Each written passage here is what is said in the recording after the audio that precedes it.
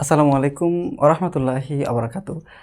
নবম দশম শ্রেণীর গণিতের গুরুত্বপূর্ণ অংশগুলোর মধ্যে অন্যতম একটি অংশ হচ্ছে ফাংশন। আজকে এই পর্বে আমরা ফাংশনের ছোট্ট দুইটা অঙ্ক সমাধান করব। এখানে দেখতেই পাইতেছো প্রথম যে অঙ্ক এফ অফ এক্স, একটা অঙ্ক দেওয়া আছে এখানে, এবং এটা হলো 1 নম্বর অঙ্ক এবং এটা হলো 2 নম্বর অঙ্ক। একটা ফাংশন দেওয়া আছে, ফাংশনের মধ্যে একটা বীজগাণিতিক রাশি দেওয়া আছে এবং বলছে এফ অফ টু নির্ণয় করো, অর্থাৎ ফাংশন অফ টু নির্ণয় করো। একটা জিনিস খেয়াল করো তো, এখানে কি ছিল? এখানে ছিল মূলত এফ অফ এক্স।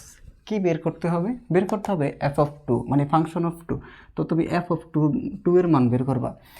এই ফাংশনের মধ্যে যত জায়গায় এক্স আছে, দেখো তো এক্সের জায়গায় টু আছে না?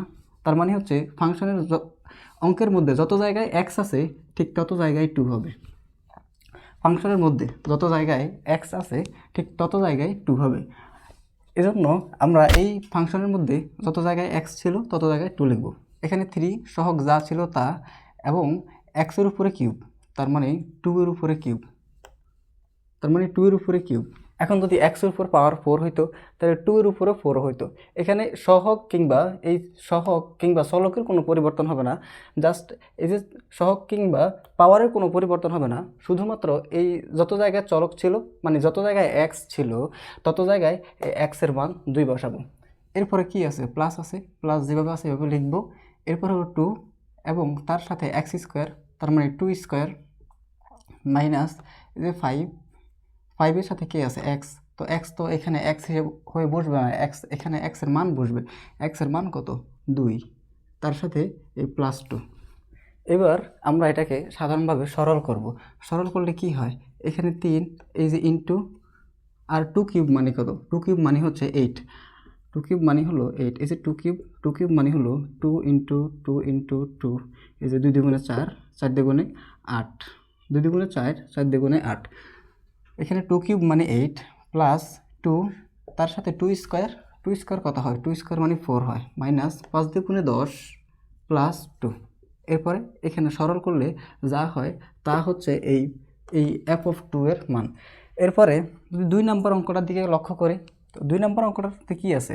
1 নম্বর অঙ্কের মতো 2 নম্বর অঙ্কটাতে এখানে বের করতে বলছে function of Y is equal to, এই একটা অঙ্ক বের করতে, এই একটা বীজগাণিতিক রাশি দেওয়া আছে, এই রাশির মান বের করব। তো এখানেও কি আছে? এখানেও এফ অফ 3 দেওয়া আছে, এবং তুমি যদি খেয়াল করো তাহলে দেখবা যে 3টা দেওয়া আছে ওয়াই এর জায়গায়।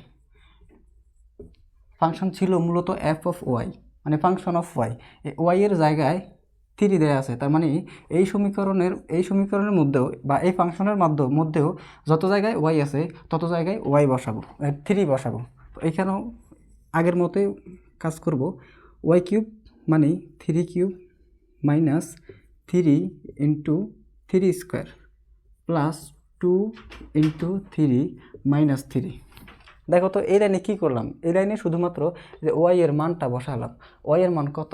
ওয়াই এর মান 3। কেমনে পাইলাম? কীভাবে বুঝলাম ওয়াই এর মান 3? এই যে ফাংশনে ওয়াই এর জায়গায় 3, এই কারণে ওয়াই এর মান 3।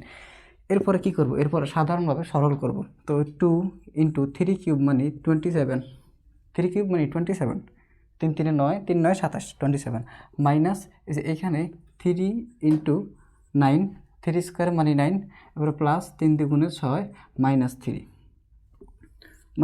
এরপরে কী হবে? এরপরে এই লাইনকে সরল করলে যা হয় তাই হবে এই ফাংশনের অ্যান্সার। হোপফুলি এটুকু বোঝার কথা। এ পর্যন্তই। আল্লাহ হাফেজ।